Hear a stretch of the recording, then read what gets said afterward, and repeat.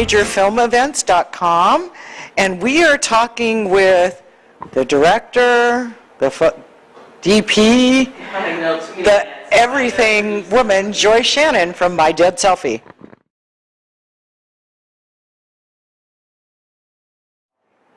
I've always been attracted to the world of the supernatural, and I've always had a side of me that likes protest art.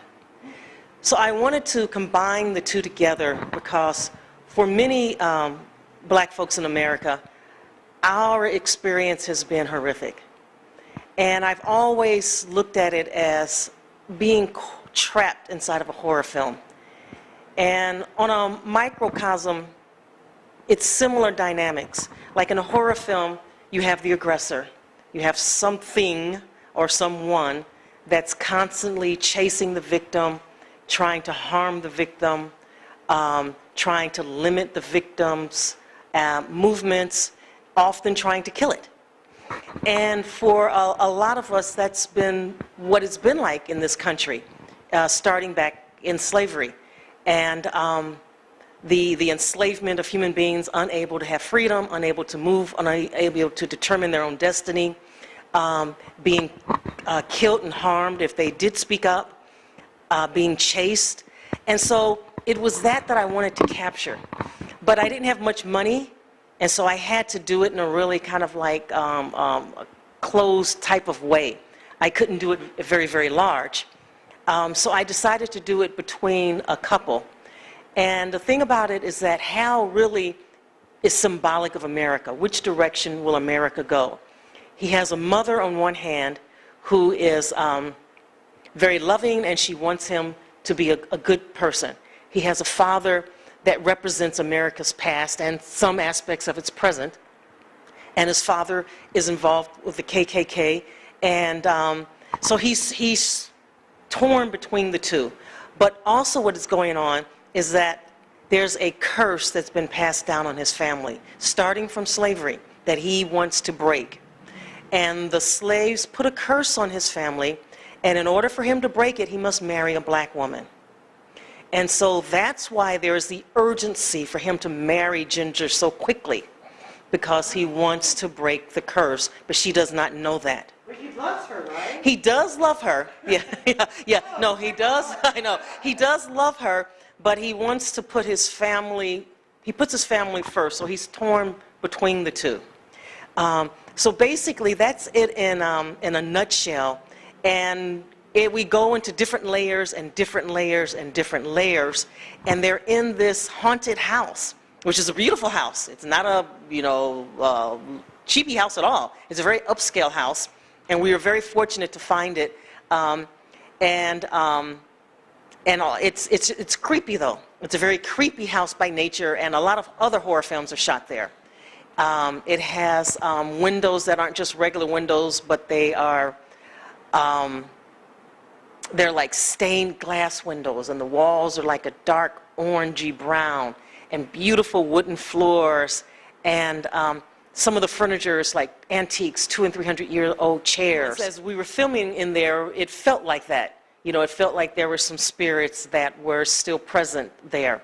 So everything came together in terms of the location, and Ginger is trapped in this haunted house, not knowing what's ahead of her and really not knowing what's behind her. And so the teaching started with the crew, and we had a crew of all nationalities. And I was very honest, and I told them before coming on board that this was a film on a social issue, and I let them read the script first because I didn't want anyone to say, "Ooh, I didn't know you were doing that." And no one quit. We had no one that signed the deal memo quit. Most of the crew were young white kids, film students, former film students, and they worked hard, and they came every day. We had a couple of African Americans. We had the makeup artist was Mexican, and we had an Asian guy who came in for one day to help us with the audio. And mostly women, which was very interesting. Young white women were the ones who really were the backbones, carrying the lights, just helping in every aspect. And Miriam and I were like the older women teaching them everything. We were the, the older people on it. And Joy Paris also, was one of the producers. And that was our crew. And yeah, that's how we got through it. We worked 3-day weekends, Friday, Saturday, and Sunday. And then we would alternate. The next weekend would be Saturday, Sunday, and Monday. And, long days. And that's how we got through it for an entire month And then the other aspect of teaching is in the, the content. The social aspect wrapped in the horror genre. It's delivered in the horror genre. The horror genre, and especially for African Americans, it's finally beginning to come alive. Because it was a genre that most black filmmakers, in terms of Hollywood films, stayed away from. And I think one of the first films was Night of the Living Dead. Now, that was not made by a black filmmaker, but it was on social dynamics, who leads. When you have zombies outside trying to get into the house to kill you, and then you have the humans inside the house trapping, who's going to lead? The black guy, the white guy? Who's more qualified? Really, really excellent film.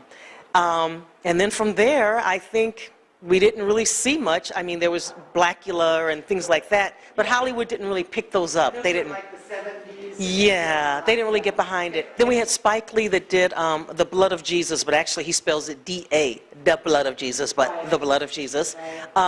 And then from there, it was kind of quiet until Jordan Peele came with Get Out, and then, of course, Us. Now, there might have been films made in between those times that I don't know about. Those are the highlights. Right. But there might have been. But in terms of Hollywood films made by black directors, it was a genre that either we weren't interested in, or if they were interested in, they weren't able to get it going. But I think it's finally come to life, and I think we're going to start seeing more and more.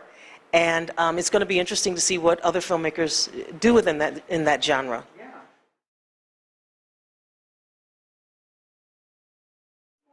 Well, the music is almost like another character in the film. And the young man who responded, he's a young white composer who lives on the East Coast. And at first, he heard it in a very big way, the music. And he heard it like way far too big for the film. And I was telling him, I said, no, I need it because it's an African-American experience. I want it to be more asymmetrical. I don't want a lot of strings. I want it to go into a much deeper tone.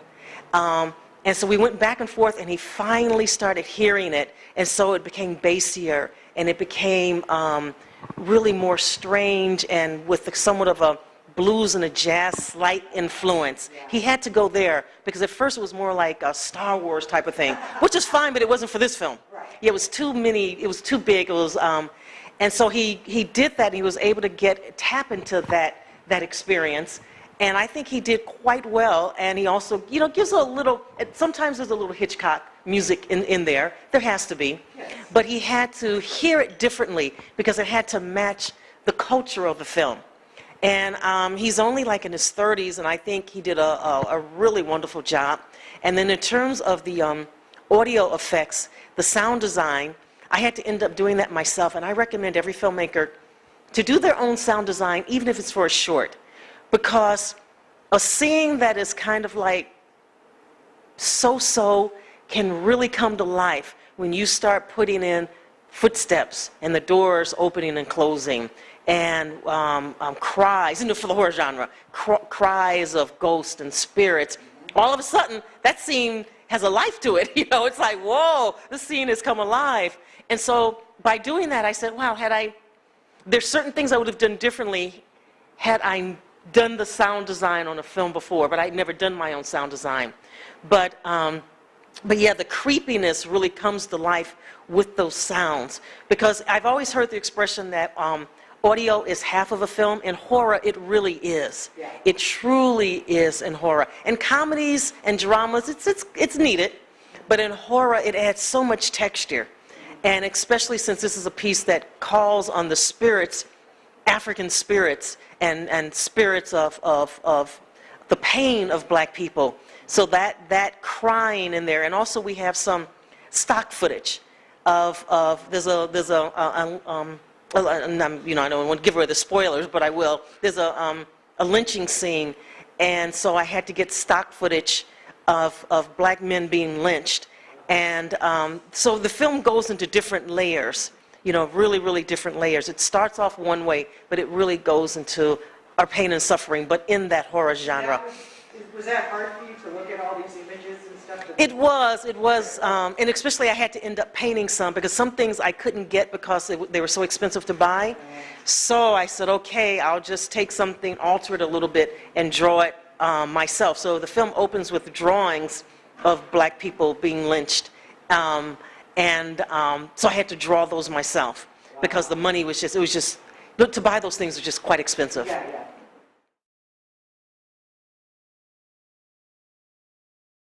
We did go and we won. We were in the Downtown LA Film Festival, and we won the Best Experimental Feature Film Award. And then I have other festivals that I'm waiting to hear from. But I decided to, instead of waiting to hear from festivals, we decided to take it into our own hands and to have our own sneak preview screenings. So if anybody wants any information, the best thing for them to do is they can go to the website www.mydeadselfie.com and they can just get information there, or they can email us at info@mydeadselfie.com and get information that way, or on Twitter they can just go to Filmmaker Joy and I can send them information. So we have screenings coming that way, and yeah, so we're trying to get it out because it's an awareness campaign. And we want people to know about it before it goes into Vimeo. And once it goes into Vimeo, it'll be nationwide. Right. But now it's an awareness campaign, just trying to get some momentum around it. Wow, I think you answered all my questions. Oh, well, thank you. Thank you so much.